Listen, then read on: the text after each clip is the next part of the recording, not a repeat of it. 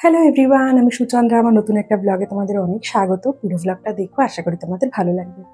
এই ব্লগটা না বেশ কিছুদিন আগে বানিয়ে রেখেছিলাম, কিন্তু বর্তমান যা অবস্থা তার জন্য না আমার ভিডিও বানাতেও সেভাবে ভালো লাগছে না, আর পোস্ট করতেও ভালো লাগছে না।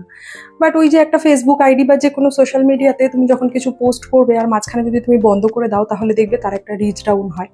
তো সেক্ষেত্রে মাঝে মাঝে টুকটাক পোস্ট করছি, বাট ব্লগ সেভাবে পোস্ট করিনি। পরিস্থিতি তো জানি না কবে ঠিক হবে। তো মন মেজাজ ভালো না থাকলে দেখবে কোনো কাজই সেভাবে করতে ইচ্ছা করে না। কিন্তু আমরা তো মানুষ, প্রত্যেক দিনই আমাদের খাওয়া দাওয়া সব কিছু করতেই হবে। আর ওই যেটুকু ভিডিও পোস্ট না করলে নয় সেটুকুই আর কি করা হচ্ছিল না, করছিলাম আর কি, ওইটুকুই, তার বাইরে কিছু করিনি। যাই হোক, সকাল সকাল উঠে দিন শুরু করেছি। এখানে আমি চলে এসেছি ব্রেকফাস্ট বানাতে। আর ব্রেকফাস্ট বানিয়েছিলাম বেশ কদিন ধরে। এখন আমরা ইডলি বানাচ্ছি, আর নানা রকম ইডলি বানাচ্ছি। এটা ছিল সুজি ওটসের ইডলি, সাথে একটু গাজর গ্রেট করে দিয়েছিলাম।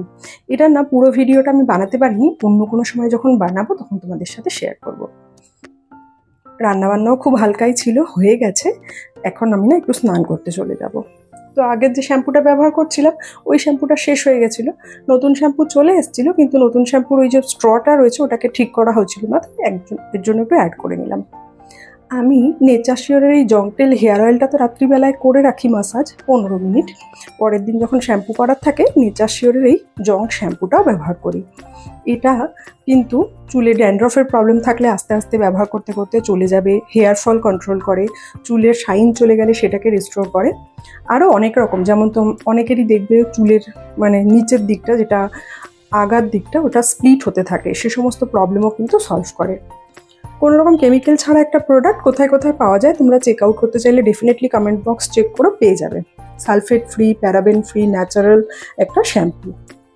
আর এটা কেমনভাবে ব্যবহার করবে সব কিছু কিন্তু প্যাকেটে বা বোতলের গায়ে হাউ টু ইউজ দেওয়া রয়েছে।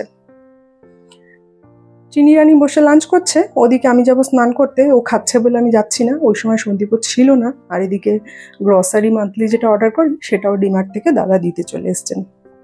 চিনির খাওয়া হয়ে যাওয়ার পরে ওকে বললাম তুমি গিয়ে শো, আমি আসছি স্নান করে। স্নান করতে চলে এসছি। আমার এখন যতটা হেয়ার লেন্থ, চুলটাকে আমি ভালো করে ভিজিয়ে নিয়ে যতটুকু দরকার শ্যাম্পু হাতে নিয়ে আমি ভালো করে শ্যাম্পু করে নিই। ভিজে চুল না আমি কখনোই আঁচড়াই না। তো আমি স্নান করার পরে বেশ কিছুক্ষণ আমার মাথায় টাওয়েলটা ছিল, জল অনেকটা টেনে গেছে। এইবার আমি একটুখানি হেয়ার সিরাম ব্যবহার করব। হেয়ার সিরাম আমি অলওয়েজ ব্যবহার করি। হেয়ার সিরাম ব্যবহার করলে কিন্তু চুল খুব ভালো থাকে। তাই আমি বলবো শ্যাম্পু তো অবশ্যই ব্যবহার করো, হেয়ার কেয়ার করার জন্য হেয়ার সিরামও ব্যবহার করো। সেটা তোমাদের যে কোনো হেয়ার সিরামই হতে পারে, তোমরা ব্যবহার করতেই পারো। তার সাথে সাথে আমি দেখো একটুখানি, এখন যেহেতু চুলটা শুকিয়ে গেছে, আমি কিন্তু এখানে একটু হেয়ার ব্রাশ করে নিচ্ছি। আর এই নতুন কাঠের চিরুনিটা আমি এনেছি অনেকদিন আগেই, বাট ব্যবহার করা হয়নি। আজই প্রথমবার ব্যবহার করলাম।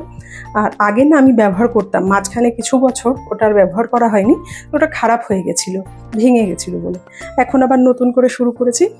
আর একটা কথা বলে রাখি, এই যে ভিডিওটা দেখছো না, কোনোটাই একদিনের যে পুরো ভিডিও তা নয়, কিন্তু আমি বেশ কয়েকদিনের ভিডিও মিলিয়ে এটা একটা ব্লগ রেডি করেছি।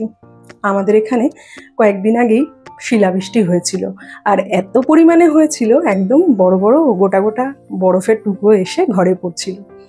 এপাশের দেখো না, দরজাটা খোলা ছিল বলে ঘরেও পড়ছিল। চিনি তো মহা আনন্দে কুড়াচ্ছে। গাছের গোড়ায় দেখেছো একদম বরফের টুকরো জমে গেছে, কি যে ভালো লাগছিল। কিন্তু ছোট থেকে শুনে এসছি এই শিলাবৃষ্টি হলে না, এই তো আমের সময়, তো এখন আমের যে ছোট আমগুলো হয় ওগুলো নষ্ট হয়ে যাবে, বা যেসব গাছে এখনো মুকুল আছে নষ্ট হয়ে যাবে। সেই দিন রাত্রে বানিয়েছিলাম চাউমিন। এখানে চাউমিনের কালারটা একটু বেশি লাল লাগছে, বা নুডলসই বলো। তো একটু এখানে যেহেতু রিং লাইট দেওয়া ছিল তো একটু বেশি লাল লাগছে, বাট অ্যাকচুয়ালি এত তেল মশলা দিয়ে করা না, একদমই সিম্পল। এই যে চিনি খাচ্ছে, দেখতেই পাচ্ছ।